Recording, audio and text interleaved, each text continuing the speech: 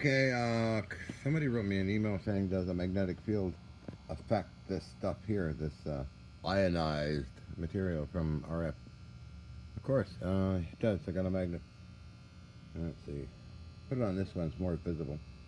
Don't get burnt if you can see that.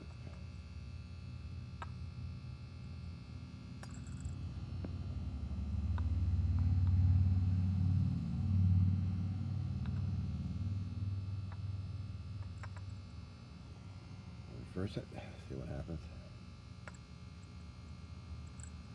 Not much. Should I get burnt touching this fella? Whoa! Oh yeah, I got hot.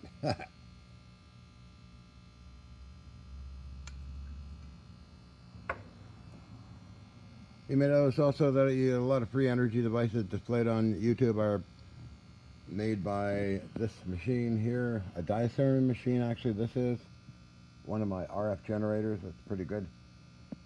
So a lot of free energy tricks are done with that, with the pads. These are the pads under the table. Okay, so magnetic fields are used in carcinotrons, magnetrons, klystrons, traveling wave tubes, and many other applications in engineering and specialty. Electromagnets and permanent magnets are used. Circulators in gigahertz transmission systems and receiving systems, because they use klystrons or magnetrons or carcinotrons or gyrotrons, another form. So yeah, so okay. Other question: anti-gravity. Anti-gravity is going to probably come from a national laboratory like Los Alamos. They'll be using antimatter, because antimatter has anti-gravitational properties, and it'll probably be interspersed in a ceramic material that'll be someday available to the public. I don't know if this, what I'm doing is anti-gravity. I don't know. It could be. I'm thinking of Dr. Harold Wilson of Defense Region Establish Pacific. He thought that I was using atomic energy, which I was using a very small amount of course. Somehow I captured it and put it in a sample or caused an effect to levitate. A few scientists already said I have worked very close with two, worked or hung around, let's say, with two very good scientists, friends of mine, Ken Shoulders and Dr. Peter Kokoschnik. Unfortunately, Dr. Peter Kokoschnik's work is buried in Austria, and I was there when he was doing these fascinating, incredible experiments, as well as Ken Shoulders at Freestone Ranch in Bodega Bay. Plus a few other scientists. But most, the ones that I hung around with the most was Ken Shoulders and Dr. Peter Kokoschnik, lived at his home in Austria for over 2 years. Dr. Margarita.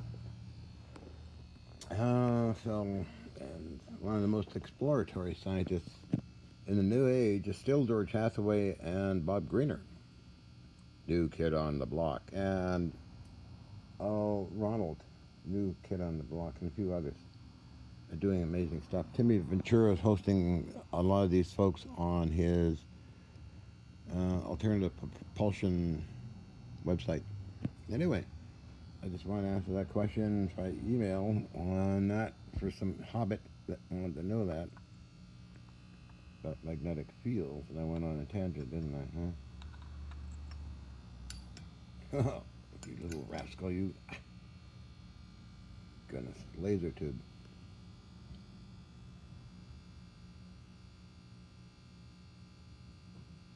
Of course, I'm acting as an antenna as well with this.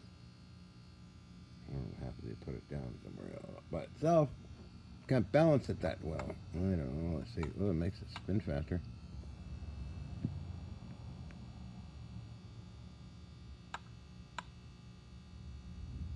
You could do this with an old TV set. Take a magnet to the electrostatic cathode ray tube and watch the fun. Or color one is more fun too. An old TV set. It's a lot of fun to do that. Or a plasma ball or whatever you want to do.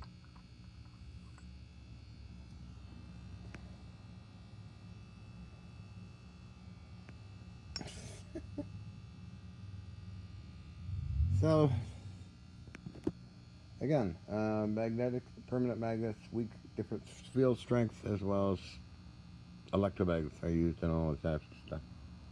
Applications, after all, a yoke, called a yoke, It's used on the back end of an old TV set. Spread the electrons. Spread it onto the screen. Here we got our light going again. It's not. I don't know. Do you think it's plugged in? Is it? No. Okay. Yeah, it's just doing its thing. So anyway, that's going to be a short video because it takes a long time to upload these things I make.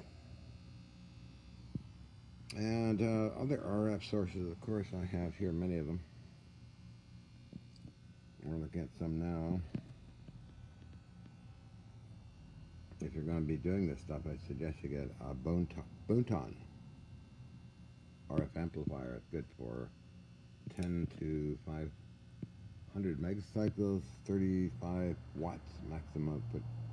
Got a number of those. As well as these fellows, Navy surplus stuff. As well as this guy. All over the place. All over. And somebody said, what do I still need? Always a comment on YouTube, I think. I'm still looking for some substation transformers or X-ray, Siemens X-ray transformers. Probably more caps. It'll all come. It'll be interesting to do something that's a minor repeatable effect, not something that's random all the time. So I did have some random stuff go off, but it could have been anything. Anyway, that's it for now, I guess. Hope that answers your question and help you out. You know, you want to get into the magnetic fields. Here's a Westinghouse generator, massive coils in that sucker, but small. I mean, it's not a big thing. The big ones are the ones you can actually walk through them or around them. The stories high, but this little fella, 1,000 pounds, I guess. They're a lot of fun to play with. These, find them in the scrapyard or at surplus or whatever. All right, I'm gonna go.